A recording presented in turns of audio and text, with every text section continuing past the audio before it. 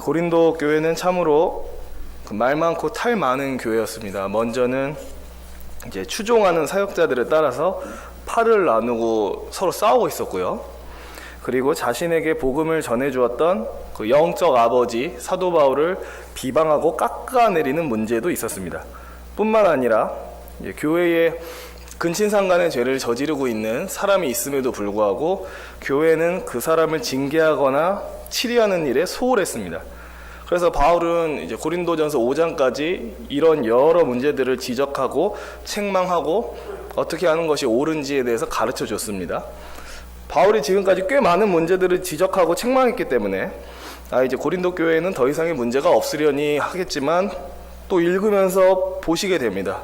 고린도전서 6장에 가면 바울은 고린도 교회가 가지고 있던 또 다른 문제를 또 얘기합니다. 그러니까 문제가 아직 안 끝났다라는 겁니다. 이 교회가 가지고 있는 1절을 제가 읽겠습니다. 너희 중에 누가 다른 이와 더불어 다툼이 있는데 구태여 불의한 자들 앞에서 고발하고 성도 앞에서 하지 아니하느냐. 이 문제는 한마디로 얘기하면 이제 세상 법정에 소송하는 문제를 갖고 지금 얘기를 하고 있습니다.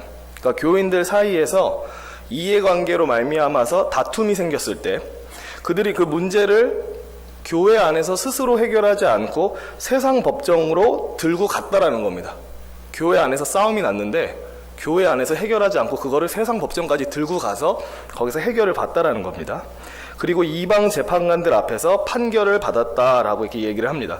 일단 이 말씀은 이제 그리스도인들이 세상의 법이나 세상 법정에 가서 호소하는 그거 자체가 불법이란 말은 아닙니다. 사도 바울도 이제 보시면 로마의 법에 호소해서 황제 앞에 가서 내가 로마 황제한테 직접 판결 받겠다. 그게 로마법 아니냐? 이렇게 얘기하는 장면이 나옵니다. 그러니까 그리스도인도 세상 법이나 세상 법정에 호소할 수 있습니다. 근데 지금 이제 바울이 여기서 지적하는 거는 그런 문제가 아니라 교인들끼리 분쟁이 생겼는데 교인들끼리 싸움이 났는데 그때 그 해결을 세상 법정에서 보지 말라라는 그 얘기를 하고 있는 겁니다. 교인들끼리 서로 분쟁해서 세상 법정에 송사하면 어떻게 되는가? 그냥 상상이 되실 겁니다. 그냥 이것 자체로 이미 교회와 하나님의 영광에 먹칠하게 됩니다. 왜 그러냐면 사실 그리스도인들은 선한 행실을 행하고 선한 행실을 보여서 하나님과 교회의 영광을 나타내야 되는 사람들입니다. 근데 이제 신자들끼리 어떤 분쟁이 생겼을 때 그 문제를 스스로 해결하지 않고 세상 법정까지 들고 가버리면 어떻게 되냐면 세상 사람들이 보게 됩니다. 뭘 보게 되냐면 신자들끼리 서로 반목하고 다투고 싸우는 모습을 보게 됩니다. 교회 안에서 해결하지 않고 세상 법정까지 들고 가버리면요. 그리고 또 보게 됩니다. 교인들이 사소한 이해관계 때문에 서로에게 무정하게 대하고 서로에게 냉정하게 대하는 모습을 보게 됩니다. 그럼 하나님을 모르는 이방 사람들이 교인들끼리 서로 다투고 물어뜯고 서로 냉정하고 무정하게 대하는 모습을 보면 무슨 생각을 하게 될까요? 참 아름다운 공동체구나. 빛이 나는구나. 이렇게 생각하지 않겠죠. 뻔합니다. 하나님과 교회 공동체를 욕하고 비방할 수밖에 없습니다. 그러니까 교인들끼리 싸움이 났을 때 이 문제를 법정에 들고 가는 것 자체가 그냥 만천하에다가 교회 욕을 하는 겁니다. 우리는 이렇게 못난 사람들입니다. 만천하에 수치를 당하게 되는 거죠. 그래서 바울이 이 문제를 되게 심각하게 다루고 있습니다. 이게 가당키나 하느냐. 2절 3절을 제가 읽어보겠습니다. 성도가 세상을 판단할 것을 너희가 알지 못하느냐? 세상도 너희에게 판단을 받겠거든 지극히 작은 일 판단하기를 감당하지 못하겠느냐? 우리가 천사를 판단할 것을 너희가 알지 못하느냐? 그러하거든 하물며 세상 일이라. 바울이 이제 2, 3절을 통해서 하고 싶은 말은 이겁니다. 성도들은, 그러니까 예수 믿는 성도들은 세상 사람들에게 없는 어떤 특별함이 있는 사람이다.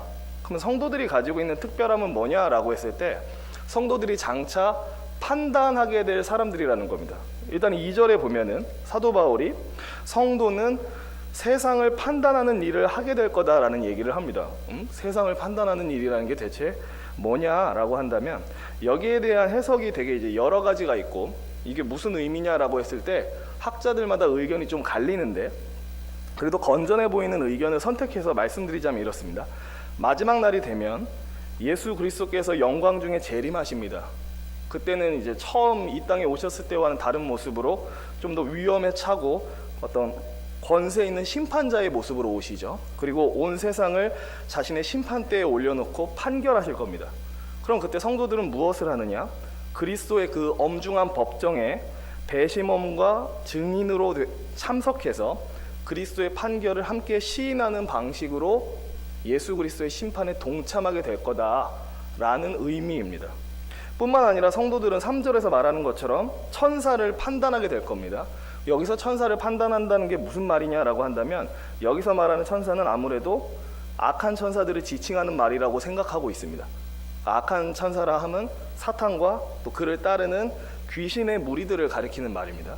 성도들은 마지막 날에 온 땅의 심판주이신 예수 그리스도와 더불어서 이 악한 천사들을 판단하는, 심판하는 일에 참여하게 될 겁니다.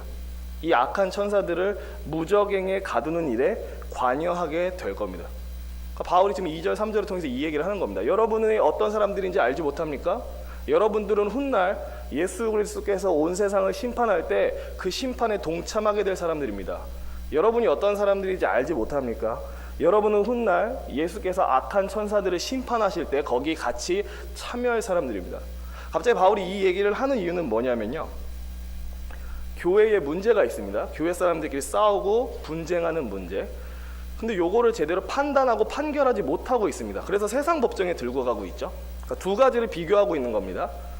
성도들이 훗날 세상과 천사를 판단하게 될 일, 그리고 지금 교회 안에 분쟁이 생겼을 때 이걸 판단하는 일, 이 두 가지를 비교했을 때 이쪽 일이 훨씬 크다라는 겁니다. 세상을 판단하고 천사를 판단하는 일이 지금 여러분 안에 있는 분쟁을 해결하는 그 건수보다 훨씬 크고 위대한 일입니다. 그러니까 이 말을 통해서 바울이 하고 싶은 말은, 여러분이 훗날 하게 될 판단과 심판은 이렇게 크고 위대한 거고, 지금 여러분이 해결하지 못하고 있는 그 문제는 상대적으로 되게 작습니다. 여러분은 훗날 이만한 문제를 해결해야 될 사람들인데 지금 요만한 문제도 해결 못하고 있습니까? 라고 지금 말하고 있는 겁니다. 그러니까 여러분은 훗날 더 크고 위대한 심판과 판결에 참여하게 될 사람이어서 여러분 안에 있는 이 작은 문제를, 작은 분쟁을 판결하고 심판하는 일은 스스로 충분히 해결할 수 있는 사람들입니다 라는 얘기를 하고 있는 겁니다. 그러니까 세상 법정에 갈 필요가 없다라는 겁니다. 여러분 안에서 해결할 수 있는데 왜 그렇게 합니까? 여러분은 그거보다 더 큰 일을 하게 될 사람들인데 라고 지금 바울이 얘기하고 있습니다. 이제 계속해서 바울의 책망이 이어집니다. 4절에서 6절을 함께 읽도록 하겠습니다. 4절에서 6절. 그런즉 너희가 세상 사건이 있을 때에 교회에서 경히 여김을 받는 자들을 세우느냐? 내가 너희를 부끄럽게 하려 하여 이 말을 하노니 너희 가운데 그 형제 간의 일을 판단할 만한 지혜 있는 자가 이같이 하나도 없느냐? 형제가 형제와 더불어 고발할 뿐더러 믿지 아니하는 자들 앞에서 하느냐? 읽으시면은 그냥 바울의 심정이 다 느껴집니다. 그러니까 바울이 엄청 안타까워하고 답답해하는 모습이 그냥 보입니다. 그렇게 하느냐? 그렇게 없느냐?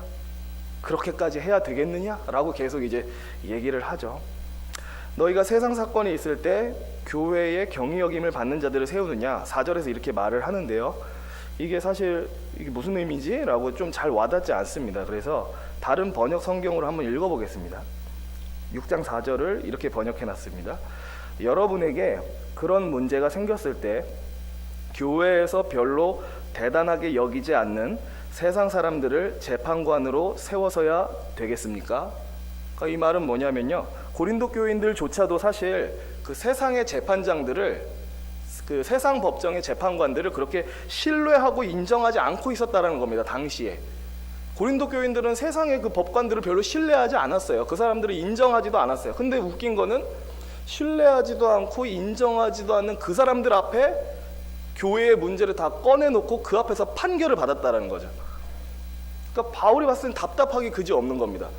아니, 여러분은 세상의 법관들을 인정하지도 않고 세상의 재판관들을 신뢰하지도 않으면서 왜 여러분의 문제를 그 신뢰하지도 않는 재판관 앞에 갖고 가서 해결받으려고 합니까?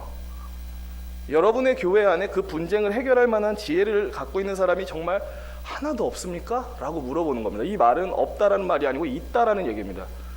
여러분 교회 안에서의 문제를 여러분 스스로 해결할 만한 지혜 있는 사람이 여러분 안에 분명히 있을 텐데 왜 여러분이 믿지도 않고 신뢰하지도 않는 세상 재판장 앞에서 판단받고 있습니까? 라고 얘기하면서 소위 이제 우라통 터지는 심정으로 지금 얘기를 계속 하고 있는 거죠. 그렇게까지 해야겠습니까, 여러분? 왜 형제가 서로를 고발합니까? 그것도 믿지 않는 자들 앞에서 그렇게 합니까? 그것을 해결할 지혜 있는 사람이 정말로 하나도 없습니까?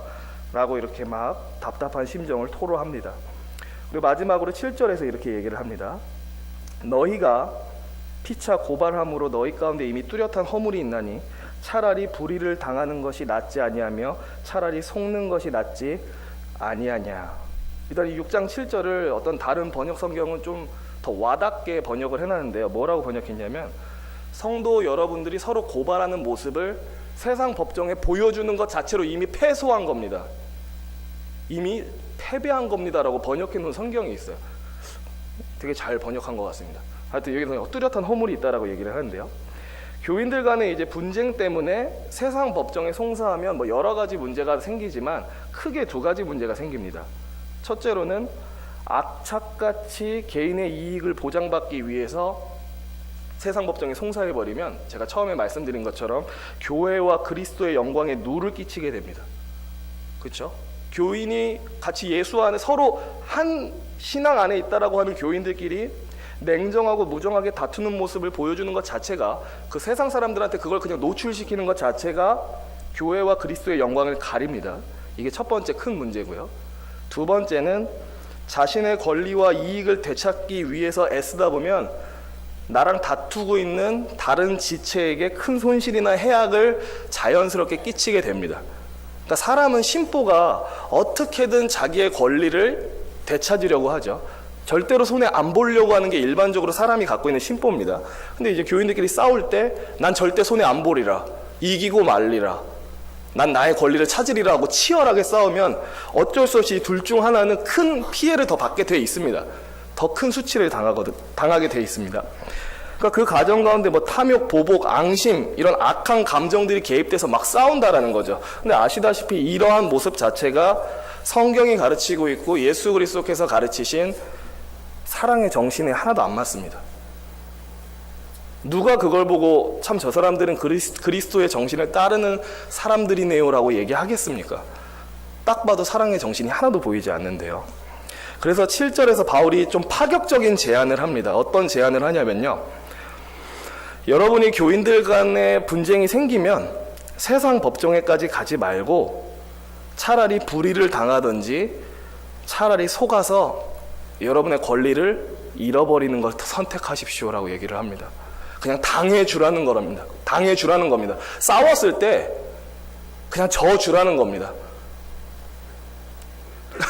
근데 이게 사실 지금 말은 되게 쉬운데요, 만약 실제로 내가 교회 안에 어떤 분쟁에 휘말려서 싸우게 되면 사람은 본성상 물러나지 않습니다.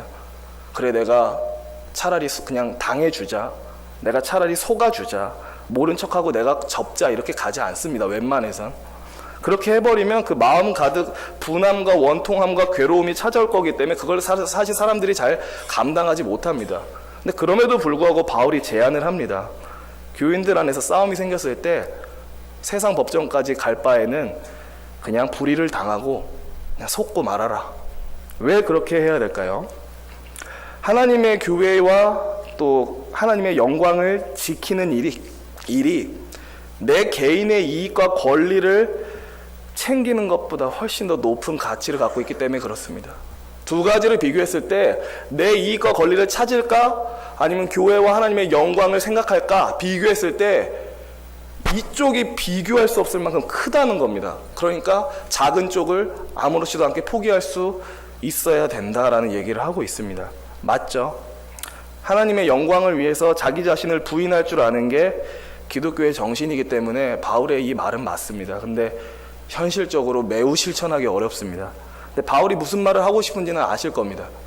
세상 법정에 갖고 가서 교회와 하나님께 공개적 수치를 주지 말고 차라리 자기를 부인하고 여러분 스스로 그냥 물러나라, 그냥 져줘라 라고 얘기를 하는 겁니다.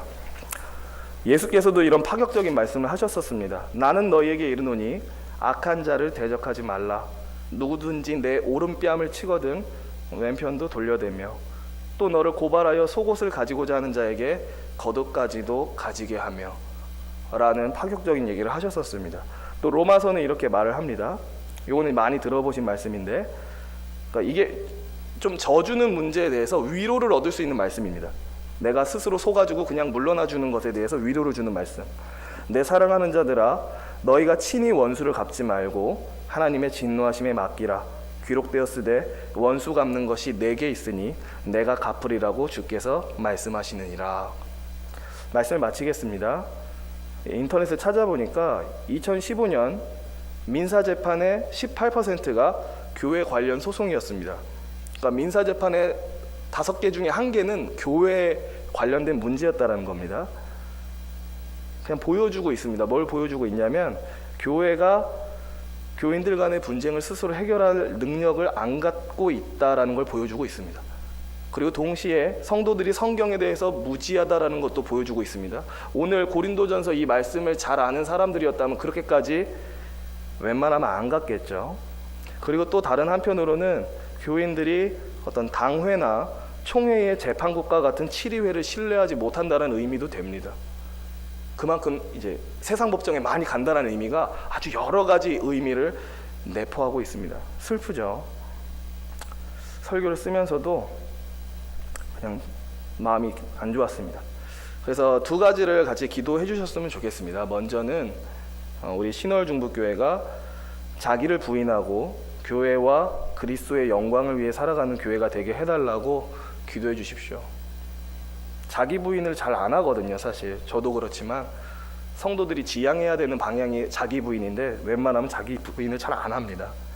그래서 그래도 우리 신월중부교회는 자기를 부인하고 교회와 그리스도의 영광을 위해 살아가는 교회 되게 해달라고 기도해 주시고 또 이 나라의 교회를 위해서 기도해 주십시오. 교회 안에서 분쟁이 생겼을 때 그래도 하나님 은혜해 주셔서 하나님의 뜻에 따라 아름답게 해결할 줄 아는 우리나라 교회 되게 해주십시오 라고 기도해 주시면 좋을 것 같습니다. 제가 기도하고 마치겠습니다. 하나님 아버지, 우리에게 신앙의 성숙함을 허락하여 주시옵소서. 신앙의 연수가 더해갈수록 나의 권리를 내세우고 어떤 나의 이익만을 추구하는 자들이 되는 게 아니라 철저히 자기를 부인하고 하나님의 이름과 하나님의 영광을 위해 살아갈 줄 아는 우리 모두 되게 하여 주시옵소서. 뿐만 아니라 이 나라 교회 전체가 그렇게 되어서 지금은 많이 힘들어 보이지만 그래도 하나님께서 은혜 주심으로 말미암아 이 조국에 있는 교회들이 하나님의 영광을 드러낼 수 있도록 은혜 허락하여 주시옵소서. 감사드립니다. 예수 그리스도의 이름으로 기도합니다. 아멘.